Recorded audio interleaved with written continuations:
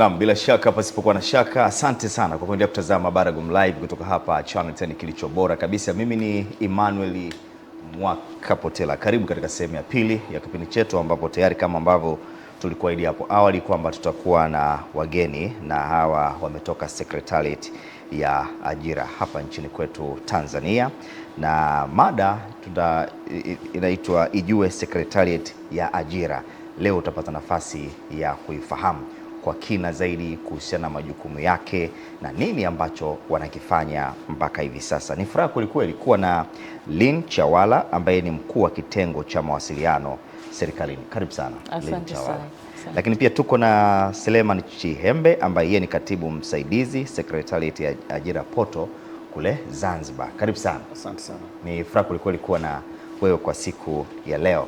Najua vijana ambao mmehitimu vyuo vikuu Ajira Poto, hili neno sio geni sana kwenu. Najua mtakuwa mkutana. Kwa hiyo leo karibu tuifahamu Secretariat ya Ajira, sio tu ambao wamehitimu vyuo huko, lakini hata wale ambao wanasoma. Najua huko chuo mnapokaribia kuhitimu mnakuwa mnafahamu kuhusiana na masuala ya Ajira Poto. Rin, tuanzie hapa kwa faida ya mtazamaji. Kwanza tuweze kuifahamu Secretariat ya Ajira ni nini na inafanya kazi gani? Karibu sana. Asante sana. Umenifurahisha pale uliposema Ajira Poto. Na wengi wanajua kwamba kule Ajira Poto tunatambulika kwa Ajira Poto.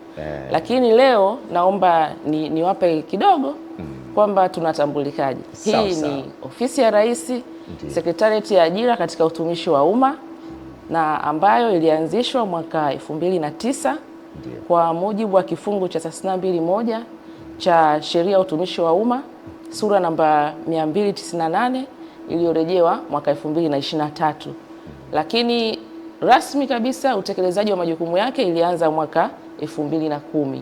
Kwa hiyo utaona kuanzia mwaka 2010 mpaka sasa tunatekeleza majukumu, na jukumu kuu na la msingi ni kuendesha michakato ya ajira katika utumishi wa umma. Ndio. Na huwa tunaendesha usaili kwa niaba ya mamlaka na wakala za serikali.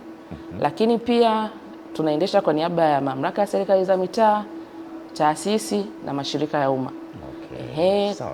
Lengo ni kuwapatia watumishi.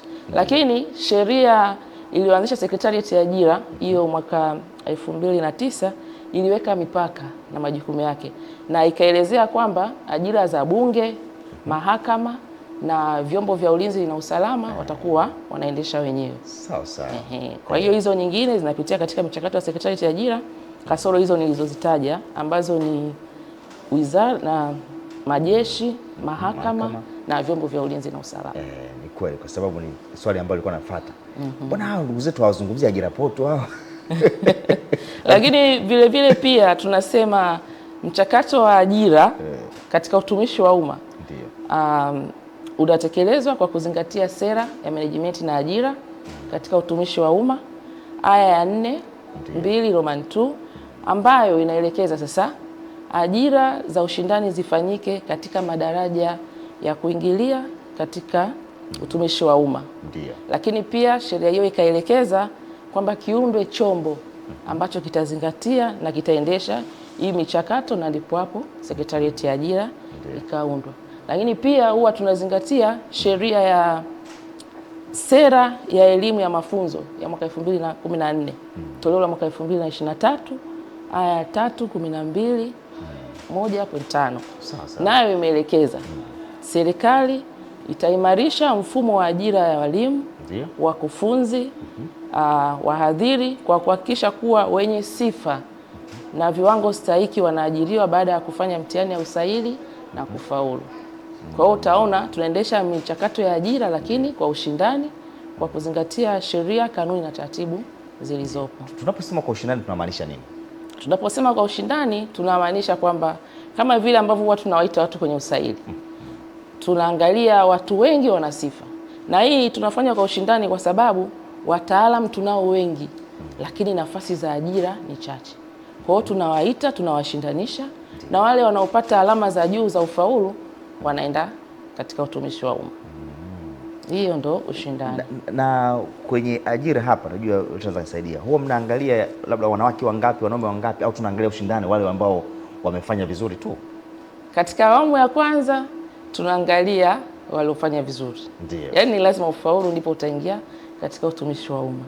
Lakini hizo tofauti zitakuja pale ambapo mmegongana alama. Kigongana alama pale ndo kuna vigezo vingine vinaangaliwa. Kwa mfano tutaangalia wale wenye umri mkubwa ndio ambao wataenda kazini, lakini pia wakati mwingine tunaangalia jinsia. Ndio. Kwa sababu tunaangalia jinsia, kwa hiyo haina maana kwamba jinsia ndio itakubeba. Haina maana jinsia itakubeba. Yaani uwezo wako ndio utakubeba. Ukishafaulu, sasa ikitokea pale mmegongana alama, ndio pale ndo tutaanza sasa kuangalia umri, tutaangalia jenda, lakini katika awamu ya kwanza unatakiwa ufanye vizuri ndipo utapata chance ya kuingia katika utumishi wa umma. Sawa sawa. Ni sababu gani hasa ambazo zilipelekea mpaka kuanzishwa hii Secretariat ya Ajira? Lakini natamani kabla Secretariat ya Ajira haijaanza, hapa nyuma kulikuwa kuna utaratibu gani kwa faida ya mtazamaji? Karibu. Asante. Kabla Secretariat ya Ajira haijaanza, taasisi zilikuwa zina uwezo wa kuajiri wenyewe. Kwa hiyo taasisi ilikuwa inakaa inaangalia, kwa mfano mimi na uhitaji wa afisa utumishi, inatoa tangazo, inafanya usaili, inamweka mtumishi kazini. Lakini sasa serikali baadaye ikafikiria, ikaona kuna haja ya kuanzisha chombo ambacho kitaendesha huu mchakato badala kila taasisi kuendesha yenyewe. Na sababu hilo mojawapo katika ilofanya mpaka Secretariat ya Ajira ikaanzishwa ni kila taasisi inavyoanzishwa huwa inapewa majukumu yake. Ndio. Kwa hiyo sasa ikaonekana wengine badala ya kutumia muda mwingi kufanya majukumu yao wanatumia muda katika kuajiri. Kwa hiyo ndo sababu iliyoanzishwa pia kwamba zile taasisi, kila taasisi inapoanzishwa inapewa majukumu yake. Kwa hiyo itekeleze majukumu yake ya msingi. Kama imepewa kazi labda ya kukusanya takwimu, waendelee na swala la kukusanya takwimu. Swala la ajira liachie hiyo taasisi nyingine ambayo ni Secretariat ya Ajira. Lakini pia wakati mwingine kulikuwa na kutokuzingatia sifa kwenye kuajiri. Kwa sababu unakuta labda tunataka HR. Ndio. Lakini kumbuka mamlaka kipindi hicho alikuwa anaishia tu kwa mkuu wa taasisi. Akiangalia labda nina ndugu yangu yuko pale hana kazi, lakini na rafiki yangu yuko pale hana kazi. Kwa hiyo haangalii tena sifa ya ile tangazo linataka huyu HR awe na level ipi na elimu ipi. Kwa hiyo anaajiri tu mtu ambaye hana sifa. Na wakati mwingine inapelekea sasa serikali kutekeleza majukumu yake pasipokuwa na ufanisi. Kwa sababu tunataka kuwa nafasi ya HR, wewe unamwajiri afisa habari. Mtu aliyosomea habari unamweka pale afanye kazi za HR. Kwa hiyo inakuwa tofauti. Lakini pia kama nilivyosema, serikali iliona inatumia gharama kubwa sana. Ndio. Kwenye kuajiri, ili uweze kupata watu lazima utatangaza. Kwa hiyo matangazo yalikuwepo yanatumia, serikali inatumia gharama kubwa sana kwenye matangazo. Tofauti na sasa. Na maana kama inadili na Secretariat ya Ajira tu, utafahamu gharama za kutoa matangazo kwenye gazeti ni gharama. Kwa hiyo kila taasisi ikitangaza, ule mzigo wote unarudi serikalini. Kwa hiyo serikali ikaona hapana, ianzishe chombo ambacho kitasimamia. Lakini kulikuwa na viashiria vya rushwa. Kulikuwa na viashiria vya rushwa. Wakaona mtu akitaka kupata kazi, kwa sababu ule mlolongo unakuwa ni mchache, anaweza tu akaja pale labda akaongea na CEO au akaongea na HR, akampa chochote kitu, akapata kazi. Kwa hiyo serikali ikaona ili kuondoa hivi vyote, rushwa, upendeleo, ianzishe hivyo. Lakini sababu nyingine ilikuwa ni ukabila na udini. Unaweza ukaona huko nyuma kulikuwa kuna taasisi ambazo tunaona kabisa hatuwezi kuziweka wazi, lakini unaona kabisa taasisi fulani watu wanasema ili uweze kupata kazi ni lazima uwe dini fulani au ni lazima uwe kabila fulani. Kwa hiyo ikasema sasa iunde chombo ambacho kitakuwa hakina interest na hizo vitu vyote, alafu kisimamie tu mchakato wa ajira. Lakini ishu nyingine ilikuwepo ni kukosekana kwa taarifa sahihi. Kwa sababu unakuta labda hivi halmashauri inaajiri, wizara inaajiri, wakala inaajiri. Kwa hiyo sasa unakuta serikali kuu au tuseme waziri mwenye dhamana akitaka kujua mwaka huu nimeajiri watu wangapi, anakosa kupata takwimu. Au anaweza kupata takwimu ambayo sio sahihi au inachukua muda mrefu kupata takwimu. Lakini uanze kukusanya hapa ukusanye sehemu mbalimbali, uzikusanye ndio upate data kamili. Lakini kwa uwepo wa taasisi hii, manake inajua mwaka huu nimepeleka mtaajiri watu idadi kadhaa, akiuliza tu saa nyingine tunaweza kupiga tu simu moja au tu taarifa ikaandikwa, tukapata idadi kamili ya ajira ngapi mwaka huu tumetoa na mpaka sasa tumepata watumishi wangapi. Kwa hizo ni miongoni mwa changamoto ambazo zilipelekea mpaka taasisi ikaanzishwa. Kwa kweli ni sababu za msingi, kwa sababu sisi pia wananchi tulikuwa tunasikia kwamba yule kaingia pale kwa rushwa, yule bana yule wanawake pia kwa maneno mengi, umeelewa? Wakati mwingine unataka ndivyo sivyo, bwana kaingia pale basi mkurugenzi yule maneno yalikuwa mengi. Alafu kitu kingine ufanisi ulikuwa wakati mwingine katika utumishi wa umma ulikuwa ni mdogo, kwa sababu tulikuwa naona mtu anaamini kuna kinga yake pale juu, kwa sababu saizi ninaamini taasisi hawajui nani anakuja, wanapelekewa jina nadhani kwamba kuna huyu, lakini hawamfahamu, hawamjui, labda watajua huyu kutokana na jina lake ni jinsia ya kike au huyu ni jinsia ya kiume. Ni hatua nzuri sana, lakini pia tumeona pia na ufanisi katika watumishi wa umma ambao umejitokeza mpaka hivi sasa. Sasa ni hatua gani ambazo unatakiwa kupitia ili uweze kuomba kazi serikalini? Okay, nashukuru. Sasa ili uweze kuomba kazi serikalini, nimekuambia hizo sababu zilizopo. Kwa hiyo hiki chombo kikaja kikafikiria ili huyu anayetafuta kazi aweze kuomba kazi na kupata kazi bila kuwa na hivyo viashiria vyote ambavyo nimevieleza hapo awali. Anatakiwa afanye nini? Ikatengeneza mfumo.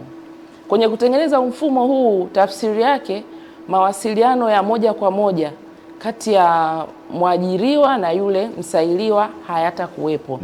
Kwa hiyo sasa ili aweze kupata ajira serikalini ni lazima ajiunge katika mfumo wa ajira poto. Na ndio hiyo, kwa sababu mfumo wa ajira poto ndio umeenea sana. Kwa hiyo mtu baadaye tukawa tunaitwa ajira poto. Kwa hiyo ni lazima ajiunge katika mfumo wa ajira poto. Sasa ili ujiunge kwenye mfumo wa ajira poto, ni vitu gani ambavyo unatakiwa kuwa navyo? Kwanza, sasa hivi kama Mheshimiwa Rais Dr. Samia Suluhu Hassan alivyoelekeza, mifumo isomane, mifumo inasomana. Kwa hiyo kwanza utatakiwa uwe na namba yako ya NIDA. Ukiwa na namba yako ya NIDA ile, kwenye sehemu pale kwenye mfumo ukishaingia, kuna sehemu unasajili namba yako ya NIDA. Ukisajili namba yako ya NIDA, kuna baadhi ya taarifa zinavutwa kutoka NIDA zinakuja pale. Kwa hiyo utajikuta kuna baadhi ya vipengele vinajijaza vyenyewe, taarifa zako zinakuwa pale. Lakini ni lazima uwe na picha. Picha nzuri. Sasa kuna wale ambao kama hivi tunasema wawe na picha, unakuta vijana, naomba muwe makini sana hapa. Kwa kweli wawe makini. Msikilize vizuri sana dada Lini hapa akielezea pale ambapo huenda wakati mwingine mnakusema mimi bwana ndio hivyo. Unasema unalalamika, unasema naomba kazi kila siku lakini siitwi. Kumbe wewe umepiga picha, umeweka picha pale, umeweka sikio tu. Weka picha nzuri, piga selfie nzuri, au na selfie inaruhusiwa. Muombe mtu akupige picha. Akupige picha iwe nzuri, uweke pale. Mtu akiangalia anajua kabisa huyu ni Lini. Sio unaweka picha ambayo mtu anaanza kujiuliza mara mbili. Kumbuka ule ni usaili na pale unatafuta kazi. Kwa hiyo jitahidi uweke taarifa zako ili mtu asipate maswali wakati anapitia taarifa zako. Ziweke vizuri. Kwa hiyo atakuwa na namba ya NIDA, lakini pia atatakiwa awe na email na password. Ile email na password ndio itakayo inamruhusu kuweza kuingia kwenye mfumo. Na niwashauri sana ile email yake na password asimpe mtu mwingine. Kwa sababu mtu mwingine akiwa nayo anaweza akaingia kule kwenye mfumo akabadili taarifa zake. Na nimesema sisi tunafanya mawasiliano kati ya Sekretarieti ya Ajira na yule mtafuta kazi. Hatuwasiliani kwa kuzungumza. Tunawasiliana kwa maandishi kwa kupitia ile akaunti yake ya ajira poto. Kwa hiyo mpigi simu. Hatupigi simu. Sawa. Yaani hatupigi simu. Na hapa kwenye utapeli watu wengi sana wamekuwa wanalalamika, wanasema tunapigiwa simu. Kuna watumishi wa Sekretarieti ya Ajira wanapiga simu wanatuambia labda nipe kiasi kadhaa, nitakusaidia upate kazi. Nataka niwaambie kwamba hii mifumo imeundwa kwa ajili ya kupunguza mawasiliano kati ya mtafuta kazi na mtumishi wa Sekretarieti ya Ajira. Kwa hiyo hatutaki kabisa hayo mambo ya kuwasiliana na simu. Yaani labda itokee sana, na huwa haitokei. Ni nadra sana. Yaani mpaka kuwe na issue kubwa sana ndio tutakupigia simu. Lakini hizi za kawaida, njoo uchukue barua yako sio ya kazi au lete hela nikupe matokeo yako ya usaili, hizo vitu hatupigi simu. Kwa hiyo nimesema anatakiwa awe na namba yake ya NIDA, lakini pia atatakiwa awe na picha nzuri. Atatakiwa awe na email ambayo na password ili aweze kuingia kwenye mfumo. Akishaingia pale kwenye mfumo, kuna sehemu itamtaka aweke namba ya cheti chake cha kidato cha 4 au cha 6. Ataweka namba na mwaka aliozaliwa. Utakuta kwamba kuna mabadiliko kidogo. Huko nyuma ilikuwa inawalazimu attach cheti. Lakini kwa sasa hivi kwa sababu mifumo inasomana, haina haja tena ya kuattach cheti chake. Kwa hiyo ataweka tu pale namba yake ya kidato cha 4 au kidato cha 6 na mwaka aliomaliza. Sasa kwa hivi vyeti vingine ambavyo vya kitaaluma, vya kuzaliwa, atatakiwa aende akavithibitishe kwa wakili au mwanasheria. Akishavithibitisha, manake pale atachukua cheti chake halisi, atatoa kopi. Akishatoa kopi, ataenda kule atakithibitisha. Kikishathibitishwa, atakiskani. Akishakiskani, kwa hiyo pale wakati anapakia vyeti vyake atapakiwa. Hakikishe hivyo vyeti vyake vyote vya taaluma, lakini pia na cheti chake, kopi ya cheti cha kuzaliwa lazima attach pale. Lakini pia kuna sehemu imeandikwa aweke wadhamini wasiopungua 3. Ile pia ni vigezo. Kwa hiyo jitahidi wakati unajaza pale taarifa wawe makini. Anaweka pia na wadhamini wake wasiopungua 3. Sasa unaambiwa weka wadhamini 3 alafu unaweka mmoja. Manake pale unaanza sasa kujichuja mwenyewe. Unaambiwa weka wadhamini 3. Wewe unaweka mmoja. Mtu akiangalia pale katika vigezo, manake bado hujakidhi. Na wale wadhamini huwa tunawaambia waweke wana maana. Sawa ili tuweze kukufahamu wewe. Ni lazima na wale tutawauliza. Kwa hiyo weka wadhamini pale wanaokufahamu ili hata tukikutafuta tuweze kupata taarifa zako. Sasa naomba niwasisitize hapa, nisisitize. Wawe makini wakati wanapakia taarifa zao. Kwa sababu kuna changamoto kubwa sana. Unakuta mtu amesoma labda level yake ameishia diploma. Pale kwenye mfumo kuna sehemu ya kuweka advanced diploma. Badala yake kwenye diploma anaenda kuweka cheti chake kwenye advanced diploma. Mfumo wetu na mfumo wa kuendesha mchakato wa ajira unaendesha usaili kwa haki, uwazi na usawa. Kwa hiyo ukipakia kule bila kufahamiana. Mimi nikitangaza nafasi ya kazi, wewe ukaomba, manake pale nitaingia kwenye akaunti yako, nitaangalia sifa zako, nitakuita kwenye usaili. Sasa wewe una level yako ya diploma na pale kwenye mfumo imekwambia pakia cheti chako cha diploma hapa. Wewe kwa utashi wako mwenyewe unaenda kupakia kule kwenye advanced diploma. Ukiwa unaomba, mfumo utakuzuia. Kwa hiyo naomba sana wakiwa wana attach vyeti vyao waongeze umakini kidogo. Kwenye weka vyeti. Kwa hiyo ukishajisajili hivyo unakuwa umemaliza, na zoezi hili ni jepesi. Mfumo ule ni rahisi, mtu yote ana uwezo wa kuingia na mfumo unazungumza. Utakuelekeza. Cheti cha kidato cha 4 weka hapa, cha kidato cha 6 weka hapa. Kama una diploma, ukiweka hapo tena sasa unajichanganya tena. Kwa hiyo jitahidi umakini uongezeke. Sawa. Wakati tunaweka nukta kwa dada Lini, tuende kwa kaka yetu Selemani hapa, ambapo dada Lini amezungumzia sana utaratibu kuhusiana na namna ya kuattach vyeti. Huenda wakati mwingine wanaomba hizi kazi wamekuwa wakikosea na namna mfumo wa ajira portal unaofanya kazi, lakini kumekuwa kuna malalamiko kadhaa ambapo baadhi wanasema kuwa mtu aliyesoma ngazi ya certificate, diploma na baadaye degree, zikitangazwa nafasi za diploma anashindwa kuomba, au certificate anashindwa kuomba, mfumo unazuia. Tatizo ni nini hasa? Asante sana ndugu Emmanuel kwa swali zuri, lakini pia kabla sijajibu swali lako Ndio. Nilitamani sana kuongezea kidogo kwenye aina ya mifumo ambayo tumeunganishwa nayo. Karibu. Ofisi ya Rais Sekretarieti ya Ajira imeunganisha na mifumo ambayo inasomana na NIDA, lakini pia imeunganisha mifumo yake na Baraza la Taifa la Mitihani kwa maana ya NECTA. Kwa hiyo siku hizi vijana wanapoingiza namba zao za chuo au za shule kwa maana ya vitu vyao vya form 4 na form 6 tayari mfumo wetu inasomana na NECTA. Kwa hiyo inatuambia kama kile cheti cha ile namba ni cha mhusika halisi yule ambaye ana. Kwa hiyo imetupunguzia muda wa sisi kwenda safari za kwenda NECTA kwa ajili ya kwenda kuverify. Hiki chake kweli huyu? Hiki chake kweli. Nakuwa hiyo tumeona. Lakini pia mfumo wetu wa ajira poto umeunganishwa na mamlaka ya NACTVET, hivi vyuo vya kati. Kwa hiyo wale waliomaliza vyuo tunaweza kuverify, kujiridhisha kwamba hawa watu wamemaliza katika vyuo husika ambavyo vinatambuliwa kisheria na serikali na kutoa ithibati kile level ambayo cheti ama chuo kimepewa kiweze kutoa. Ndio. Baada ya hapo nije kwenye swali lako la kuhusu mtu ambaye ana level ya degree, ambaye alisoma diploma lakini kwa sasa ana level ya degree hawezi kusoma. Kama ambavyo mkuu wa kitengo cha habari serikalini Lin Chawala alivyozungumzia kwamba ajira zetu sisi ni za ushindani lakini pia zinasimamia haki. Sasa inapotokea mtu tayari una degree alafu unataka ukashindanishwa na mtu mwenye level ya diploma, hapa kidogo inakuwa ushindani wa haki na usawa unakuwa haupo. Kwa hiyo maana yake tunaangalia level yako ya mwisho uliyoipata ndio inakushindanisha na mwenzio. Wewe ukiwa na degree ukishindanishwa na mtu wa diploma, maana yake utampita. Tutakuwa hatuwezi kuwa test katika level ambayo ina usawa.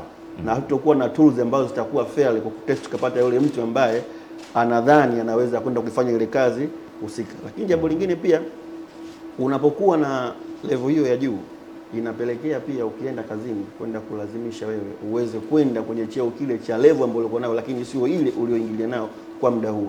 Kwa hiyo haya yote huwa tunayazingatia, lakini kubwa zaidi ni ushindani uliokuwa wa haki. Hatuwezi tukakushindanisha wewe, ni kweli ulisoma certificate miaka 10 iliyopita, sasa hivi na bachelor, tukakushindanisha na mtu wa certificate. Hawezi kuwa sawa. Wewe mwenye bachelor by default utashinda ule usahihi, lakini ule mtu wa certificate hawezi kushinda. Lakini kushindanisha na mwenzie, na sisi tunamtaka mtu wa certificate na tukapata mtu mzuri katika level ile. Hilo ndio maana hatuwezi kuwaweka katika sawa. Kwa hiyo sasa hapa nadhani tunaenda sawa. Kuna mtu mwingine alijua kwa sababu ana degree inaweza kando sifa zaidi ya yeye kuweza kushinda, na anapokuja kukosa anashangaa, mbona nimekosa? Kumbe sifa ilikuwa ni mtu mwenye diploma au mwenye certificate. Na uzuri mfumo wetu unawapa mrejesho wa sababu za msingi zilizokufanya usiweze kuitwa. Tunakwambia kwamba wewe hujaitwa kwa sababu hii. Na siku hizi mfumo wetu umeboreshwa zaidi kwa mtu ambaye una level ya juu, kwa sababu kama ambavyo umemsikiliza mkuu wa kitengo hapo wa habari serikalini amesema kwamba ili uweze kuomba nafasi ya ajira katika mfumo wetu wa ajira poto, cha kwanza ni lazima ujisajili. Kwa hiyo unapojisajili, mfumo wetu unaanza kusoma kwamba Emmanuel taarifa zake alizoziingiza ana level ya degree. Nafasi tuliyoitangaza ni ya diploma. Kwa hiyo by default ukienda kuiomba ile nafasi itakukatalia kwamba itakwambia overqualified. Sasa mimi nika attach tu namba za vyeti vya diploma pale, afu na degree yangu nimehifadhi sehemu, nimeweka kama silaha, si sawa tu? Bado still, kwa sababu mfumo wetu pia umeunganishwa na mfumo wa watu wa HESLB, watu wa elimu ya juu. Ndio. Kwa hiyo ukiingiza zile taarifa, sisi kwetu kutatuambia kwamba mtu huyu tayari alishamaliza degree yake mwaka fulani. Kwa hiyo vile vile unashindwa kufahamu. Kwa hiyo wao wanashindwa kuingia ama kuomba ile level ya chini wakati tayari una level ya juu. Hii imekwenda kusaidia nini? Hii kwanza imekwenda kusaidia kupunguza malalamiko kwa watu kusema kwamba Emmanuel nimefanya naye leo usaili ana degree, Emmanuel nimefanya naye leo usaili ana diploma, lakini nafasi zilizozitoa ni za level ya certificate. Lakini hii pia imeenda kusaidia hata kule makazini kwenda kuondoa malalamiko kwa waajiri kwamba watu mliotuletea sio wa level hii, hawataki kufanya kazi za level yao kwa sababu tayari yeye level hii hawezi kuifanyia kazi. Lakini sasa amepita certificate, diploma na degree pale, si ndio huyu ndo mzuri zaidi? Hapana, kwa sababu majukumu ya kazi unayopangiwa yanaendana na level yako ya elimu. Kwa hiyo unapokwenda kufanya kitu ambacho sicho, maana yake tafsiri yake unakwenda kuzalisha kitu ambacho hakiendani sawa sawa. Okay, sawa. Na sasa twende, ili kuweza kuajiri kada fulani mnaangalia nini hasa wanasema? Asante sana. Ili tuweze kuajiri ama kuweza kutangaza nafasi za kazi kwa ajili ya kada fulani, jambo la kwanza tunaangalia mahitaji. Mahitaji kwa maana ya kwamba yule mwajiri ambaye tunakwenda kumsimamia mchakato wake wa ajira, tunaangalia anataka nini, na yeye ili sisi iweze kutufikia, anaanza kwanza kujiridhisha pale ndani kwake kwenye ofisi yake, ina mapungufu katika eneo gani. Ina mapungufu eneo la uhasibu, eneo la habari, eneo la madereva. Kuna kitu tunaita ikama ambayo ndio hayo mahitaji. Anapoyadilisha yeye anaainisha mahitaji yake ya mwaka fulani kwa ajili ya mapungufu yake, anapeleka wizara mama ambayo ni utumishi. Wao wanampa ithibati kwa maana ya kibali. Wanapompa kile kibali, sisi tunaletewa na tunatangaza kulingana na yale mahitaji yake ya kibali cha mwajiri. Sawa sawa. Na ina maana kila taasisi inatuma maombi kwenu kwamba mahitaji yetu ni haya na haya na level ni hii na hii. Kila taasisi inatuma mahitaji yake wizarani utumishi. Wizara inathibitisha kwamba taasisi X nimeipatia kibali cha kuajiri kwa mwaka fulani wa fedha wahasibu 5, RMA 3, madereva 2, injinia 3. Ndio. Kikisha idhinishwa sasa, sisi ndo tunapokea kile kibali kwa ajili ya kutangaza ile nafasi kwa niaba ya ile taasisi X ambayo imeidhinishiwa. Sawa sawa. Kwa hiyo kila taasisi inakuwa na mahitaji yake. Kuna mwingine anataka wachumi, mwingine anahitaji wachumi. Kuna mwingine anataka computer analyst, mwingine anahitaji security guard. Kwa hiyo kila mtu ana mahitaji yake, anapewa kulingana na idadi ambayo yeye ameiomba, na sisi kazi yetu ni kuwatangazia ili tusimamie ule mchakato wa ajira uende kwa wakati vizuri na kwa weledi, ili tupate watendaji kazi wazuri kwa ajili ya kushirika. Ndio. Na kwa kushirikiana hizi taasisi mmeweka utaratibu wa kila baada ya muda gani kwamba nafasi za ajira hizo zinatangazwa, ili isije ikatokea kwamba uhitaji unakuwepo lakini katika utangazaji unachelewa kidogo na huku mambo yakazidi kudolola? Mara nyingi utaratibu ni kwamba kila mwaka mpya wa fedha taasisi tayari inakuwa imeshaainisha mahitaji yake na tayari wanapewa ithibati kwa mwaka fulani wa fedha unapoanza wa kiserikali, basi nyinyi mtaajiri watu fulani. Kwa hiyo sisi punde zinapofika tu tunawatangazia nafasi zile. Sawa sawa. Bunge la bajeti linaendelea, vijana nadhani mnafahamu. Kwa ni vizuri zaidi mkaendelea kufuatilia na muwe makini katika hili. Sasa tuangalie kuna saili za aina ngapi? Asante sana. Sekretarieti ya Ajira mpaka sasa kuna saili za aina 3. Kuna usaili wa kuandika ambao huu kwa sasa tumeuboresha modality yake ama namna ya ufanyaji. Kwa sasa tunasema ni online aptitude test. Huu tumerahisishia kidogo, kwa maana sasa wanakwenda kufanya usaili au wanafanya usaili kwa njia ya online. Wanakwenda kwenye computer lab kwenye vituo vyetu, wanakutana na yale maswali, wanajibu, na baada ya hapo wanapata majibu yao. Lakini pia tuna usaili mwingine, ni usaili wa vitendo. Usaili wa vitendo ama usaili wa practical, huu ni usaili ambao unafanywa kwa kada ambazo zinahitaji kufanywa practice. Kwa mfano, producer. Producer huwezi ukamchukua tu kwa kuandika alafu kasema ni producer. Lazima umweke katika lab, uandae kitu, unasema nataka afanye kitu fulani, ili nikijua kati ya producer huyu na producer huyu yupi amezalisha kile ambacho mimi nakitaka, ambaye akija katika ofisi yangu sitakuwa na muda wa kumwelekeza. Hiyo ndio practical, lakini hiyo tunafanya kwenye kada mbalimbali. Kwa mfano, mtu wa computer, mtu wa tehama, tuna madereva au maandishi, mwendesha ofisi, au ni lazima wafanye vitendo, kwa sababu ili kazi zao kwa asilimia zaidi ya 80-90 wao ni practice zaidi. Lakini tuna usaili wa mwisho ambao ni usaili wa mahojiano, usaili wa ana kwa ana ama oral interview. Hii nayo ni aina mojawapo ya usaili ambayo tunaitumia, kwamba hii tuna maswali tunakuwa tunauliza, ambayo maswali haya yanatungwa na wataalamu, na wanakuwa kuna panel ama jopo ambalo limeundwa na katibu wa Sekretarieti ya Ajira kwa ajili ya kuwahoji wale wasailiwa, ili kuweza kumjua yupi ni the best na yupi anafuatia na yupi ni wa mwisho. Sasa dada Lynn, nitarudi kwako. Kumekuwa kuna maneno mara kadhaa tumekuwa tukiyasikia, hasa katika hizi saili ambazo zinafanyika, na wanasema utakuta yeye amefanya usaili wa mwalimu wa Kiswahili, lakini katika zoezi hilo anakutana na masuala ya hesabu kidogo. Sasa ni mambo gani hasa ambayo mnazingatia katika saili hizi, lakini pia licha ya malalamiko haya ambayo yanatolewa na baadhi ya watu waliofanya usaili kama huu ambao nimetolea mfano? Asante sana ndugu mtangazaji kwa swali zuri. Ni kwamba kila siku tunabadilika, lakini kila siku tunaboresha vitu vyetu. Lengo la kufanya hivi yote ni katika kupata kitu bora na kitu kizuri, na Kwa mfano mathalani umezungumzia mtu ni mwalimu wa Kiswahili lakini amekutana na hesabu.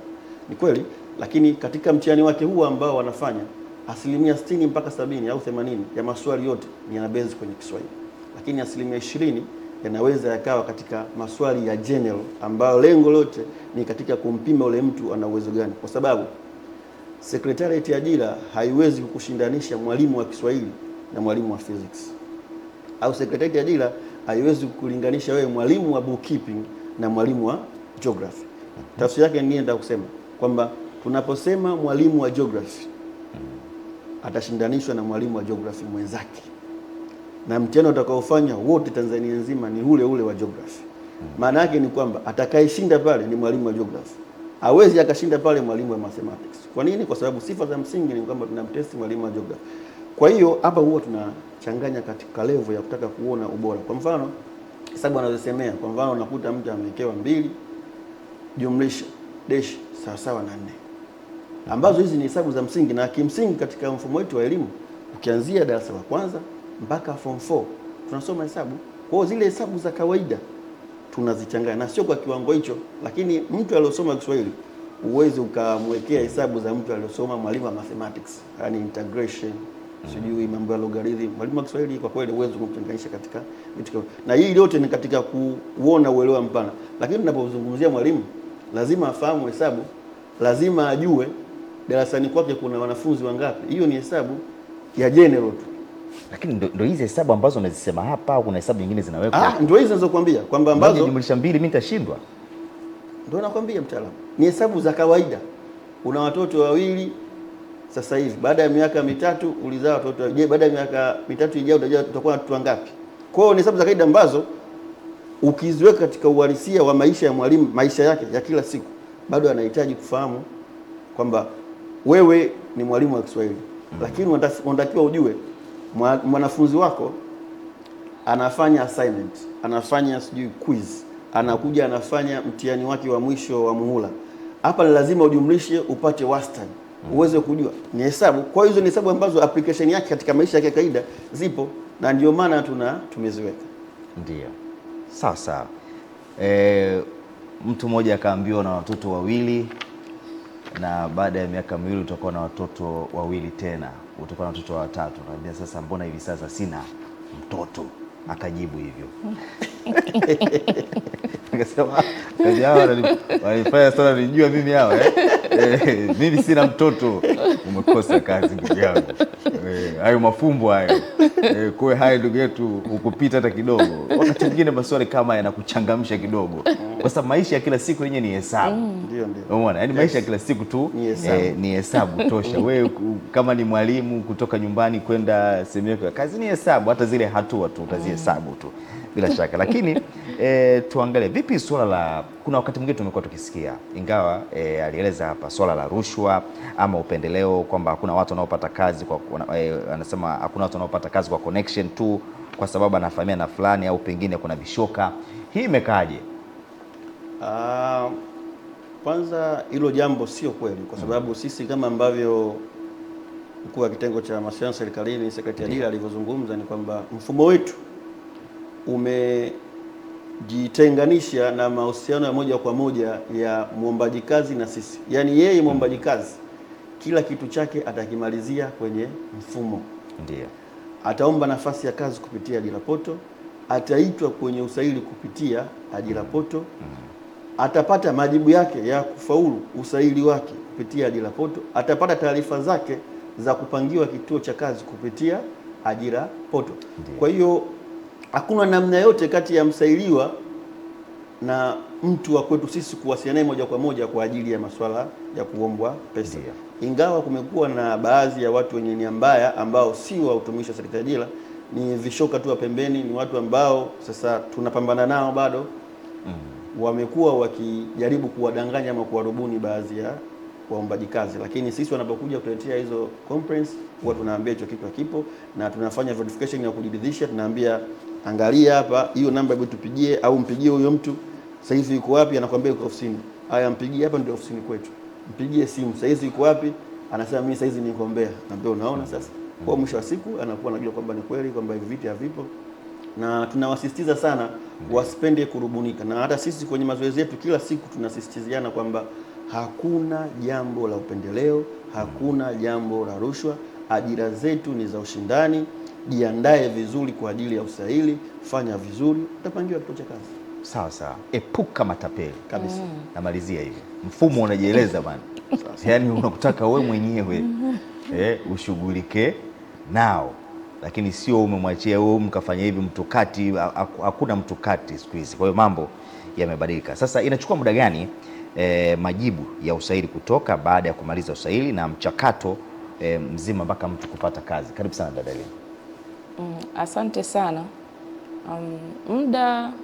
Muda unategemea na haichukui muda mrefu. Na uzuri sasa hivi tunatumia mifumo.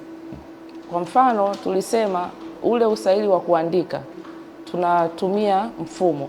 Ukimaliza tu usaili wa kuandika tunafanya asubuhi, jioni unapata majibu yako. Kwa hiyo unajua kabisa siku hiyo moja utafanya usaili wako asubuhi, labda kama tulikwambia usaili unaanza saa 1 au saa 4. Sasa huu usaili unafanyika nchi nzima. Kwa hiyo vituo vyote vikishamaliza usaili ule wa kuandika, mfumo unasaisha. Ukishasaisha unatoa matokeo. Kwa hiyo jioni mtu anapata taarifa zake. Hongera, umefaulu, utaenda katika hatua inayofuatia. Na tukija kwenye usaili wa vitendo vivyo hivyo. Utaingia pale, utafanya kitendo chako kama alivyosema. Kama ni producer utatoa kitu pale. Jioni unapata matokeo yako.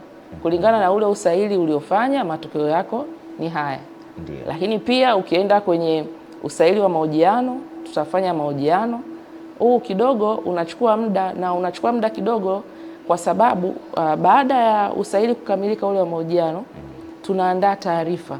Tukishaandaa taarifa na tunapanga kama hivyo. Sasa hivi tunafanya kwenye mikoa. Taarifa ikishaandaliwa inapelekwa katika kikao cha wajumbe. Sisi kule tuna wajumbe wa Sekretarieti ya Ajira, kama watu wengine wanavyojua zile tunaweza kusema kama wajumbe wa bodi. Lakini sisi tunawatambua kama wajumbe wa Sekretarieti ya Ajira.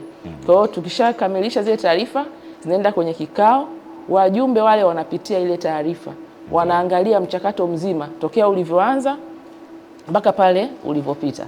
Wakijiridhisha wanaangalia kabisa huyu fulani alianza usaili huu alipata hivi na huu kapata hivi. Wakishajiridhisha wanasema sawa, toeni matokeo, na ndipo hapo sasa tunatoa matokeo na watu kuitwa kazini. Ndio. Kwenye swala zima kwenye swala zima la usaili hapo ni kwa namna gani mwasogezea huduma wananchi, kwa sababu hawa tufahamu ni vijana ambao wametoka chuo. Kuna wakati mwingine hawana fedha za kusafiri umbali mrefu kwa ajili ya kwenda kufanya usaili. Sasa hii Sekretarieti ya Ajira imetengeneza mfumo gani mzuri kuhakikisha kwamba huduma ambayo mnaitoa inawasogezea moja kwa moja vijana kule kuepuka kutembea umbali mrefu kwa ajili ya kufanya usaili? Ndugu yangu hapa sema, nikasema kwa mfano ni producer, lazima mpaka tuone amezalisha nini huyu kwa huyu producer. Hii imekaje? Iko sasa hivi kwa kweli iko vizuri, na mimi niseme tunamshukuru sana Mheshimiwa Rais Dr. Samia Suluhu Hassan. Ameliona hili kwa sababu anajua uchumi wa Watanzania ukoje. Sasa hivi amesogeza huduma karibu na wasailiwa walipo. Kama tulivyokuambia, sasa hivi usaili unafanyika katika kila mkoa. Sasa hivi saili zinaendelea, kwa mfano Jumamosi na Jumapili tutakuwa na saili zinaendelea. Hizi saili zinafanyika nchi nzima katika mikoa. Na unapangiwaje usaili sasa? Pale kwenye akaunti yako pale kuna sehemu ya kuweka address ya sehemu uliopo. Kwa hiyo ukisema mimi sasa hivi niko Dar es Salaam, kwa hiyo siku ambayo tunapanga usaili tunakupanga karibu na eneo ambalo wewe unaishi. Na tunasema ikikugharimu sana labda upande daladala kutoka kituo kimoja kwenda kituo kingine.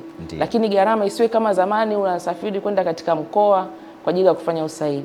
Kwa hiyo sasa hivi saili zimerudi kwenye mikoa. Kama mtu anagharamika sana ni kupanda daladala moja. Na hii yote imepelekea tunaona namba inakuwa kubwa ya watu kuja kwenye usaili. Kwa hiyo sasa hivi kwa mimi niseme kwa watafuta fursa za ajira hakuna excuse. Huwezi kusema nimeshindwa kwenda kwenye usaili kwa sababu sina hela. Naweza ukajihimu, ukaamka zako asubuhi, ukatembea, ukafika katika eneo la usaili na utapewa huduma. Ndio. Kwa hiyo watu tunakuwa kwenye mikoa. Ndio. Na kwenye mikoa sasa tuna ule usaili wa Tunasema sasa hivi tunatumia mifumo na lengo letu la kujenga hii mifumo, itafika mahali mtu anafanyia usaili nyumbani kwake, haitamlazimu kwenda kufanya usaili nje ya nyumbani kwake. Tuna mpango huo, ndo tunakoelekea. Lakini sasa ambayo amezungumzia ndugu yangu Selemani hapa kakazia kulikweli kwamba lazima tumuone huyu, sitakuwa tunafanya kidigitali. Mambo ya video. Mambo ya video. Ina maana pale utakaa na laptop yako, lazima itakuwepo na kamera, unatuambia sisi kule tumekaa tuna view kidigitali. Kwa hiyo sasa, kwa sababu hizo facilities hazipo, kuna centers zile tumezichagua. Tunakuja kwa mfano hapa Dar es Salaam, tunaangalia center gani tunaweza tukakusanya watu wengi ambayo ina computer lab. Tunaangalia nasema hapa labda kwa mfano kuna chuo UD Mlimani, nasema tutatumia venue ya Mlimani, au wapi kwingine kuna chuo IFM, wapi kwingine kuna chuo labda TIA. Kwa hiyo unakuta kwa mfano wale wanaokaa Kijichi, Mbagala hawaji huku mjini, wataishia pale TIA, anafanya usaili wake, anarudi kule. Na akifika pale sasa anakuta kompyuta iko pale. Kwa hiyo kinachotakiwa akumbuke email na password kama anavyoingia kule kwenye mfumo wa ajira poto. Kwa hiyo akishaweka tu email yake na password, ule usaili utafunguka na atafanya usaili wake. Akimaliza anarudi nyumbani kwake. Kwa hiyo gharama sasa hivi ipo, hatuwezi kusema imeisha kabisa, lakini ni kwa kiwango kidogo sana. Imepungua kwa kiasi kikubwa. Vijana wako wengi katika maeneo mbalimbali hapa nchini Tanzania, lakini kuliko kusema kijana atoke Katavi aje mpaka Dar es Salaam au Dodoma, kidogo kuna umbali mrefu. Kuna wengine huenda wakashindwa kufanya hizo saili kwa sababu ya kukosa nauli, lakini angalau ukisema ndani ya mkoa husika, unajua sisi kwa mfano kule Iringa unaweza kupata pa kulala kwa ndugu yako Ruhago pale ukalala, lakini ukisema unavuka mkoa mwingine na maana kuwa mgeni kabisa kwa hayo maeneo. Na kwa kuongezea hapo, uzuri wa huu mfumo, ukisema kwa mfano leo wakati unajisajili, umejisajili huko Dar es Salaam, kesho ukaamka ukaenda labda ukajikuta huko Mtwara, ukienda pale kwenye mfumo unabadilisha tu, kwa sababu wakati tunapanga maeneo ya kwenda kufanyia usaili tunaangalia pale kwenye current residence address. Sawa. Kwa hiyo ukishabadilisha pale ukasema leo niko Mtwara. Kwa hiyo sisi tukiwa muda ule wa usaili, tukiwa tunapanga usaili, mfumo utakuvuta na utakuweka Mtwara. Ukifanya leo Mtwara, umeamua kuhama tena, labda unaenda Njombe, pale unaandika tuna change. Leo niko Njombe. Kwa hiyo tukikupangia usaili tena unajikuta unafanyia Njombe. Lakini mimi ningependa kuwasihi sana vijana wajiandae. Wajiandae na wajiamini. Kwa sababu hii ukiona mtu sasa anaanza kutafuta connection, nisaidie. Sasa wakati mwingine wanajipelekea wenyewe kwenye kutapeliwa. Kwanza wanatakiwa waamini process inavyokwenda. Ukishaiamini unatakiwa ujiandae. Vijana wengi sasa hivi hawajiandai. Kwa sababu hata maswali hayo mwenzangu alioelezea hesabu ni maswali ya kawaida. Maswali ya maisha tu ya kawaida. Kwa hiyo wajiandae, ajue kabisa mimi naenda kufanya kitu fulani, ajiandae. Na uzuri wa sasa hivi tumewafuata vijana huko walipo. Maana vijana sasa hivi wako kwenye mitandao. Na sisi kule kwenye mitandao yetu ambayo inajulikana kama Secretariat ya Ajira, tuko Facebook, tuko Instagram, tuko kwenye X. Na ndiko liko vijana. Na ndiko vijana wengi walipo. Na elimu tunatoa kule, lakini bahati mbaya hawa vijana hawajiandai. Na waingie kwenye simu zao, badala ya kuchati sana, waende kule wajifunze, waseme nikienda kwa mfano ukija kwenye maeneo ya usaili, kwenye akaunti zao, kwenye peji zetu tumeandika mtu aje kwenye usaili amevaa mavazi yenye star na nadhifu. Lakini utashangaa mtu anakuja, yani hajui ili vazi nivae kwenye usaili, hajui ili vazi niende nalo kwenye muziki, hajui ili vazi niende nalo kutembea kwa rafiki yangu. Nashangaa amekuja kwenye usaili na vazi ambalo anatakiwa kwenda kwenye muziki. Kwa hiyo mambo mengi yanaangaliwa. Unashangaa ukifika pale unaambiwa bwana huwezi kuendelea na usaili kwa sababu haujavaa mavazi mazuri. Na hii tusakafie sio kwa upande wa serikali tu, hata sekta binafsi haya mambo wanaangalia. Yaani jinsi ulivyo uende kujifafanua wewe ni nani kupitia muonekano wako wewe, na sio lazima upige suit kama ndugu zangu hapa. unaweza kupiga kachumbari kama nilipopiga mimi hapa, au mimi sinaifaa kuingia kwenye usaili? Umetisha. Kwa nini nilipovaa hivi? Wewe usema au unasemaje? Sawa sawa. Lakini pia tuna application yetu sasa hivi ya Ajira Portal. Tunapoenda hiyo kama ulivyosema, tuna application. Kwa hiyo sasa hivi haina haja kwamba mpaka niwe na laptop ndio niweze kuomba ajira au mpaka niwe na kompyuta. Wewe chukua tu simu yako, download application ya Ajira Portal, na pale unaweza ukafanya taratibu zote, ukajisajili, ukaedit taarifa zako. Na kuna wale wengine ambao unakuta mtu kwa kawaida huwa tuna tabia ya kujaribu. Unakuta leo ameamua labda ngoja nifungue akaunti ya Ajira Portal. Akaingia, akaweka zile email na password, mfumo ukafunguka, akaanza kujisajili, akagundua vyeti vyangu sija viscan, anaacha. Akitaka kurudi anakuwa amesahau sasa password. Wakati mwingine anasahau na ile email ambayo aliingia kwa muda ule. Kwa hiyo sasa kwa sasa hivi mfumo umeboreshwa zaidi. Akiingia kwenye anaweza ka download hiyo application kama nilivyosema kwenye simu, akashindwa kuingia. Sasa anaweza akapiga ile namba *152 *00 reli. Akishapiga pale zitakuja kama, kwa sababu na hii anaweza akatumia simu yoyote ile. Iwe kitochi, iwe smart. Akipiga tu *152 *00 reli, zikifunguka atachagua namba 9. Namba 9 ile itampa ajira na utambuzi. Akisha baada hapo atabonyeza tena namba 1, pale itamwambia ajira. Akibonyeza itampeleka sasa akafanye ambacho anataka kufanya. Kama ataamua kujisajili, atajisajili. Lakini pia kama anataka kuedit account yake hiyo, kama alisahau email au password, ataingia pale, atabonyeza sehemu ya my profile, itamwambia. Lakini pia kama anataka kujisajili, kama nafasi za kazi zikitoka, yeye kule anapata notification kwamba kuna nafasi za kazi za kada yako imetoka, unaweza kuomba. Kwa hiyo inampa notification. Kwa hiyo mimi ni wasihi sana vijana wajitahidi, lakini pia wapite kwenye peji zetu za mitandao ya kijamii, wapate somo. Wasikubali kusikia tu maneno, ndo hayo yanapelekea wakatapeliwa. Lakini ukitapeliwa, tukikuomba ushirikiano, tunaomba utupe ushirikiano. Sababu mtu analalamika, anakuambia fulani kanitapeli namba yake hii. Sasa njoo uthibitishe. Na uzuri kuna mamlaka ambazo zinashughulika na mambo ya rushwa. Mtu akikupigia tu simu pale pale mwanzoni, nenda kamripoti. Watakupa ushirikiano na huyu mtu atakamatwa, tutakomesha hiyo issue. Tunaelekea kuhitimisha jambo kwa sekunde chache. Karibu, una kipi cha kumwambia mtazamaji hivi sasa ambaye alikuwa anaifahamu leo hii Secretariat ya Ajira? Na hii Secretariat ya Ajira ni ya muungano. Ni ya muungano hii. Kwa hiyo watu wasije kujua ni ya muungano. Karibu kaka Suleiman. Lakini pia dada Lini hapa aliniambia kwamba ukifaulu inakwambia hongera, ukikosa inasemaje? Karibu tuambie. Au sasa ndio kushiriki. Ukikosa inakwambia tu not selected, na nafasi zingine usisite kuomba nafasi zingine zikitoka. Mfumo unafariji sana. Jambo ambalo wakati tunaenda kuhitimisha, kwanza kwa waombaji kazi, jambo la msingi ni kwamba wawe wanasoma sana matangazo yetu ambayo tunawapatia. Tumekuwa na changamoto kubwa sana kwenye saili ya baadhi ya waombaji kazi au vijana wetu kwamba kushindwa kufika na nyaraka ambazo wanahitajika kufika nazo kwenye usaili.